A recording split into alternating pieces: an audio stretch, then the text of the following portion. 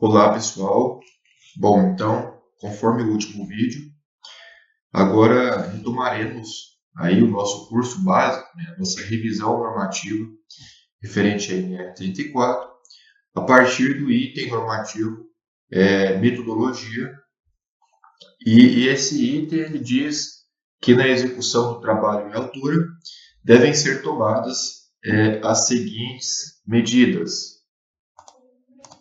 Então, letra A, isolamento e sinalização de toda a área sob o serviço antes do início das atividades.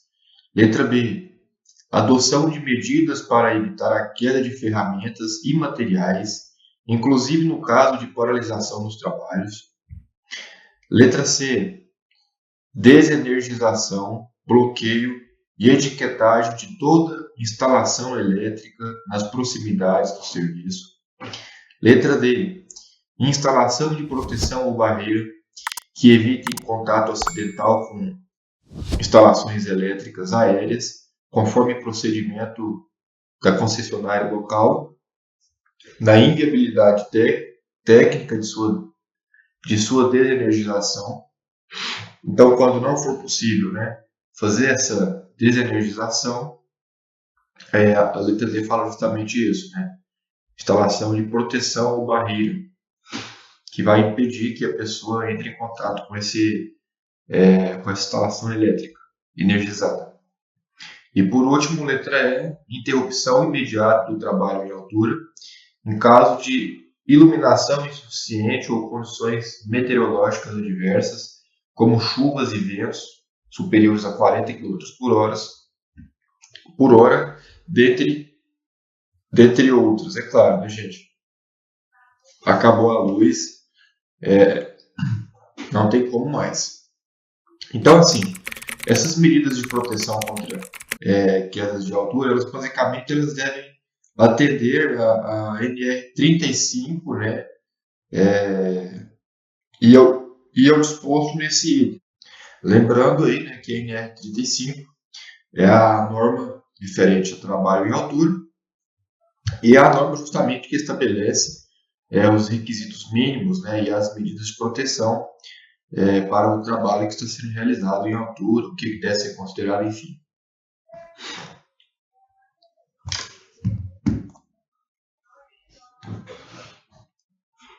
Pode ser autorizada a execução de trabalho em altura em condições com ventos superiores a 40 km por hora e inferiores a 55 km por hora, desde que atendidos os seguintes requisitos. Então, aqui no slide anterior, na última linha, ele diz que quando ventos superiores a 40 km por hora, deve haver a interrupção imediata. E aí, nesse slide, que a gente está revisando agora, ele diz justamente que tem uma medida alternativa, desde que os ventos não ultrapassem 55 km por hora. Então, nessa situação, nesse intervalo de velocidade de vento, pode ser autorizada a execução de trabalho, desde que os itens requisitos sejam atendidos. Quais são esses itens? A. Justificada a impossibilidade do adiamento dos serviços mediante documento apensado a APR, assinado por profissional de segurança do trabalho e pelo responsável pela execução do serviço. Letra B. Realizada mediante operação assistida por profissional de segurança no trabalho e pelo responsável pela execução das atividades. Então, nessas duas condições, existe essa alternativa. Próximo item, escadas, rampas e passarelas. Já saímos do item metodologia. Então, a NR34 diz aí o seguinte: a transposição de pisos com diferença de nível superior a 30 centímetros deve ser feita por meio de escadas ou rampas. Então, sempre que haver essa transposição, que é o que ele fala de diferença de nível entre um piso e o outro, e essa diferença ela seja maior do que 30 centímetros, Essa transposição deve ser feita por meio de uma escada ou por meio de uma rampa, não um degrau. As escadas de uso coletivo, rampas e passarelas para a circulação de pessoas e materiais devem possuir construção sólida, corrimão e rodapé. Para a construção de escadas, rampas e passarelas, deve ser utilizada madeira seca e de boa qualidade, que não apresente nós e rachaduras que possam comprometer a sua resistência, sendo vedado o uso de pintura para encobrir imperfeições. Então, assim, o item 2 o subitem 2 e o 3 bem preocupado aí, né, com a solidez dessa escada. Escadas, agora especificamente sobre escadas. Nos trabalhos a quente, é vedada a utilização de escadas de madeira. Motivos óbvios, né? As escadas provisórias de uso coletivo devem ser dimensionadas em função do fluxo de trabalho, com largura mínima de 80 centímetros e patamar intermediário pelo menos a cada 2 metros e 90 centímetros de altura, com largura e comprimento de no mínimo igual à largura da escada. Então, escada provisória é aquela que não vai ficar definitiva, aquela paliativa, né? E não pode ser uma para todas as situações, né? Dependendo de cada situação, leva-se em consideração o fluxo de trabalhadores que vão utilizar aquela escada por tempo. Então é assim que ela deve ser dimensionada. A norma fala que ela tem que ter largura mínima de 80 centímetros. E o patamar, para quem não sabe, é aquele degrau mais comprido, né? Como se fosse aquele degrau de descanso.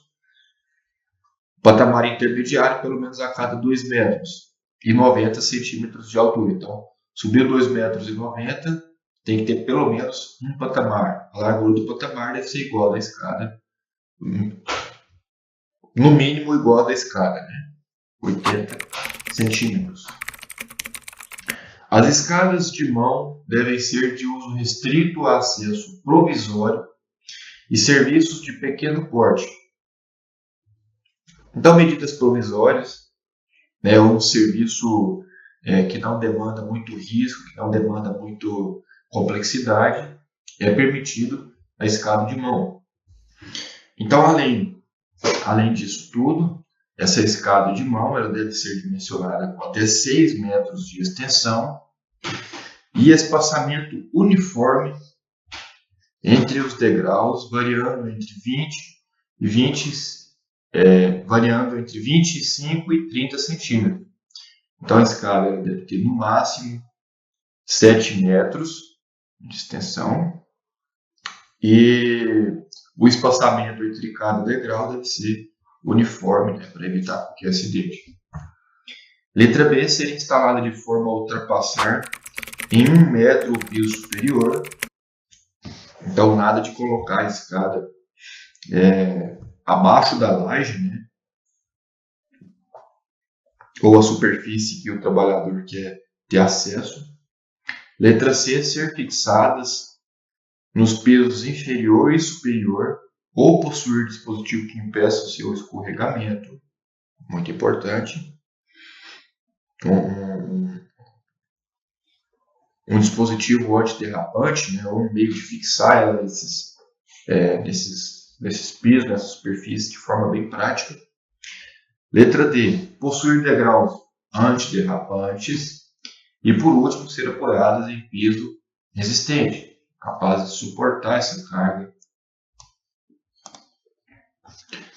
Ainda sobre escadas, é proibida a utilização de escadas de mão com montante único e junto à rede de equipamento elétrico desprotegidos. É vedada a colocação de escadas de mão nas proximidades de portas ou áreas de circulação, de aberturas e vãos e em locais onde haja risco de queda de objetos ou materiais. As escadas de abrir, elas devem ser rígidas, estáveis e possuir dispositivos que as mantenham com abertura constante e comprimento máximo de 6 metros quando fechadas. É menor do que a outra, né? A outra lá é 7 metros. As escadas extensíveis, elas devem possuir dispositivo limitador de curso colocado no quarto vão ao contar da catraca, ou, caso não haja o limitador de curso, devem permitir uma sobreposição de no mínimo 1 metro quando estiver estendido. A sobreposição é o trespasse, né? Essa escada extensível ela vai abrindo como se fosse um telescópio. Então, o trespasse de uma escada com a outra deve ser no mínimo 1 metro.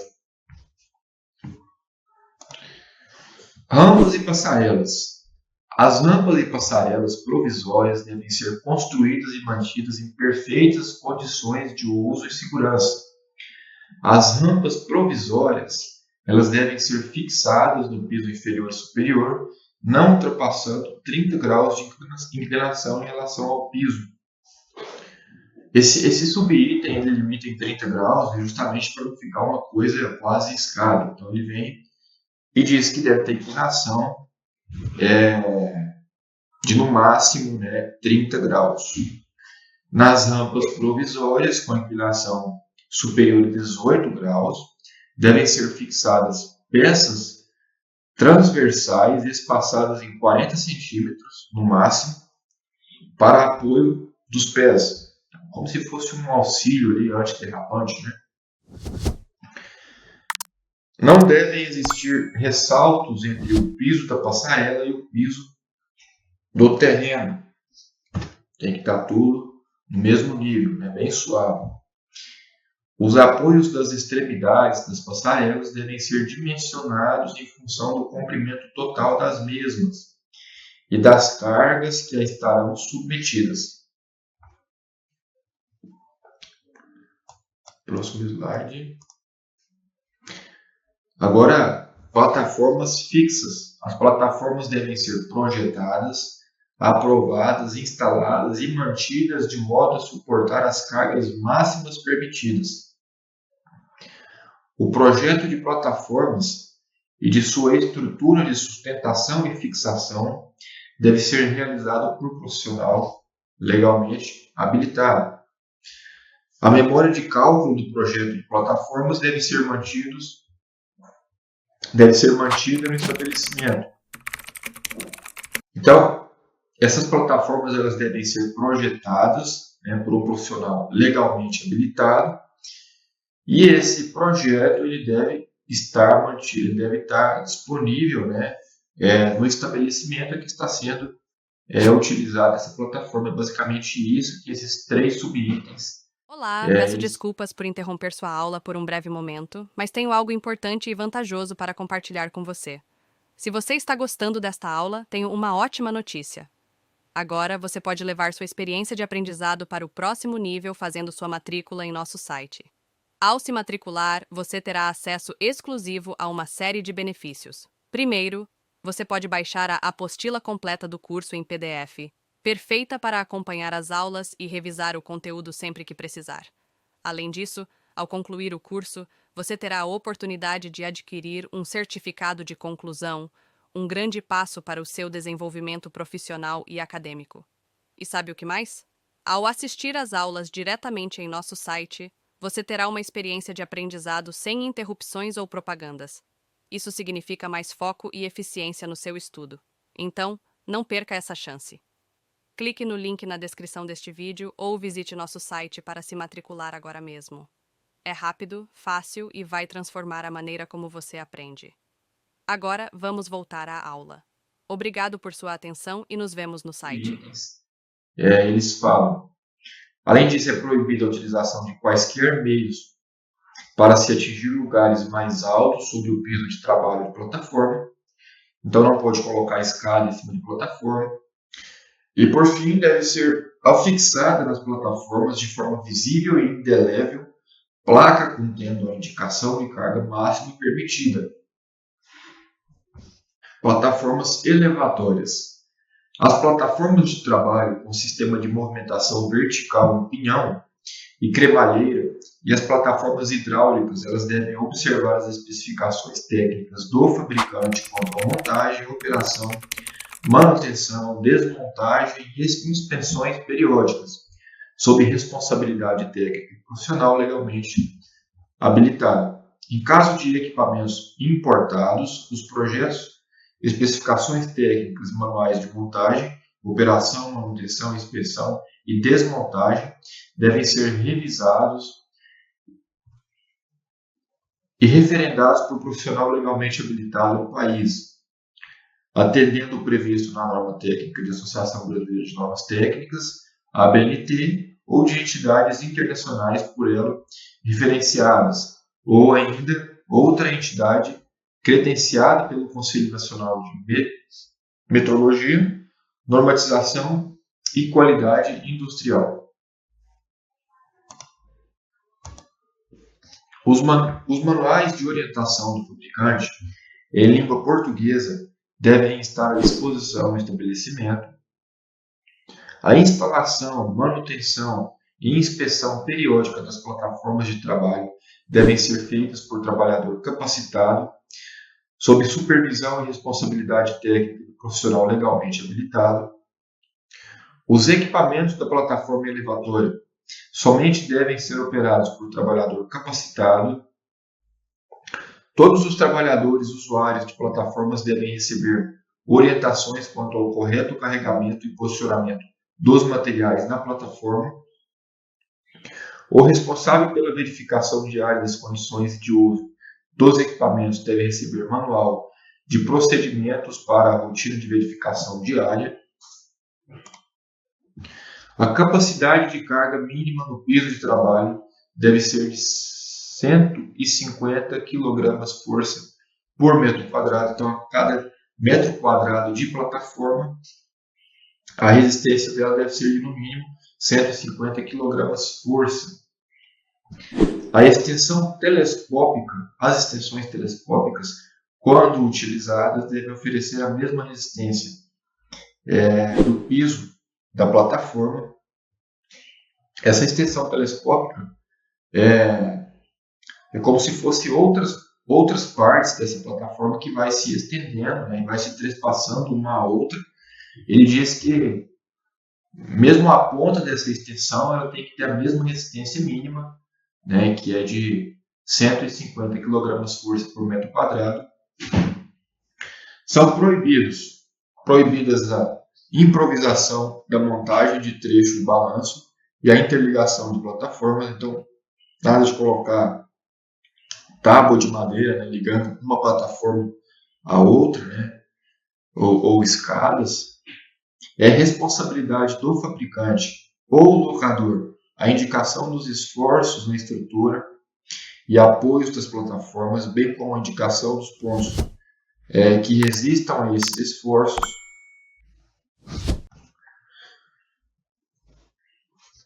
A área sobre as plataformas de trabalho deve ser devidamente sinalizada e delimitada, sendo proibida a circulação de trabalhadores dentro daquele espaço. As plataformas elevatórias devem dispor de sistema de sinalização sonora acionado automaticamente durante sua subida e descida, igual aqueles caminhões, né, que emitem aquele sistema aquela sinalização sonora quando engatam a marcha ré. Só que aqui no caso, quando está subindo, quando está descendo. Então, o botão de parada emergencial no painel de comando, caso alguma emergência, o trabalhador tem que ter um botão que ele aperte ali e a plataforma pare imediatamente. E letra C, dispositivos de segurança que garantam o perfeito nivelamento no ponto de trabalho, que não pode exceder a inclinação máxima indicada pelo fabricante. No percurso vertical das plataformas não pode haver interferência que obstrua o seu livre deslocamento. Em caso de pane elétrica, os equipamentos devem ser dotados de dispositivos mecânicos de emergência que mantenham a plataforma parada, permitindo o alívio manual por parte do operador para a descida segura da mesma até a sua base. Então é um sistema mecânico, né? caso a parte elétrica sofra uma pane, né, sofra algum defeito que venha a comprometer o seu funcionamento elétrico, tem que ter esse recurso mecânico que é capaz de levar essa plataforma até a superfície e entregar ao trabalhador aí, né, essa superfície em segurança. O último elemento superior da torre deve ser cego, não contendo engrenagens de cremalheira, de forma a garantir que os roletes permaneçam em contato com as guias. Os elementos de fixação utilizados no travamento da plataforma devem ser devidamente dimensionados para suportar os esforços indicados no projeto. Os espaçamentos entre as ancoragens ou entroncamentos devem obedecer às especificações de fabricantes e ser indicados no projeto. A gente pode perceber que ele sempre fala de especificação do fabricante, né? Então é uma coisa que a gente tem sempre que ter em mãos, e não só em mãos, tem sempre que levar em consideração, né, durante o uso desses equipamentos. As ancoragens da torre é obrigatória quando a altura dessa for superior a 9 metros. A utilização das plataformas elevatórias sem ancoragem ou entroncamento deve seguir rigorosamente as condições de cada modelo indicado pelo fabricante. Mais uma vez, manual do fabricante. No caso de utilização de plataformas elevatórias com chassi móvel, este deve estar devidamente nivelado, patolado e ou travado no início da montagem das torres verticais de sustentação das plataformas, permanecendo desta forma durante seu uso e desmontagem. Os guarda-corpos, inclusive nas extensões telescópicas, eles devem atender ao previsto no item 34.11.16 e observar as especificações do fabricante, não sendo permitido o uso de cordas, cabos, correntes ou qualquer outro material. Agora, quando for de serviço, os equipamentos devem estar no nível da base, desligados e protegidos contra acionamento não autorizado. As plataformas de trabalho elas devem ter seus acessos dotados de dispositivos eletroeletrônicos que impeçam sua movimentação quando abertos. E por fim, o subitem 25, o último subitem deste item, diz que é proibida a utilização das plataformas elevatórias de trabalho para o transporte de pessoas e materiais não vinculadas ao serviço de execução.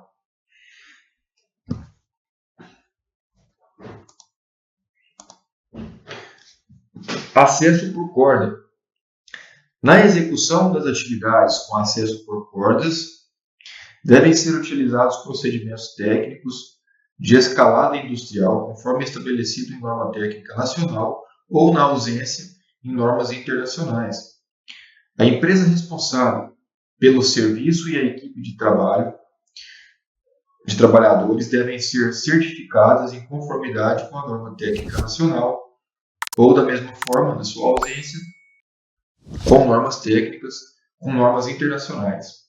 A equipe de trabalho deve ser capacitada para resgate em altura e composta por no mínimo 3 pessoas, sendo um supervisor. Para cada local de trabalho deve haver um plano de autorresgate e resgate dos profissionais. Durante a execução da atividade, o trabalhador deve estar conectado a pelo menos 2 pontos de ancoragem. Devem ser utilizados equipamentos e cordas que estejam certificados em conformidade com as normas nacionais, ou, na ausência dessas, normas internacionais. Os equipamentos utilizados para acesso por corda devem ser armazenados e mantidos conforme recomendação do fabricante fornecedor, manual do fabricante. As informações do fabricante fornecedor devem ser mantidas de modo a permitir a rastreabilidade.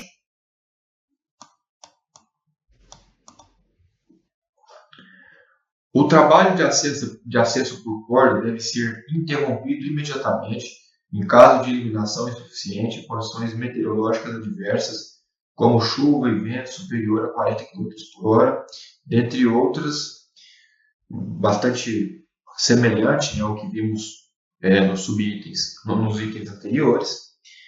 E da mesma forma vem dizendo que pode ser autorizada a execução de trabalho na altura, né, utilizando acesso por cordas em condições com vento superior a 40 km por hora e inferior a 46 km por hora, desde que atendidos os seguintes requisitos. Aqui a gente pode perceber que o intervalo muda, tá? Entre 40 e 46 km por hora.